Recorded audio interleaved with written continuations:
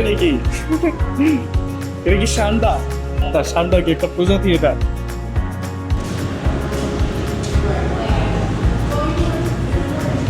তো আমি হচ্ছে এখন এটা খেয়াল করলাম যেখানে হচ্ছে কোনটা কোন প্রাণী এটা হচ্ছে ডিটেল দেওয়া আছে, যেমন এখানে হচ্ছে আবার কি করছে, তো এখানে হচ্ছে নাম হচ্ছে সাইলেন সাইলেন মিউজিয়াম। বাহ বাহ, এখানে প্রত্যেকটা অ্যানিমেলের থাকার জন্য যে এনভায়রনমেন্ট দরকার একদম সেভাবে সেই এনভায়রনমেন্ট গুলাই ডিজাইন করছে, মানে দেখতে এত সুন্দর লাগতেছিল, অনেক ভালো লাগতেছিল।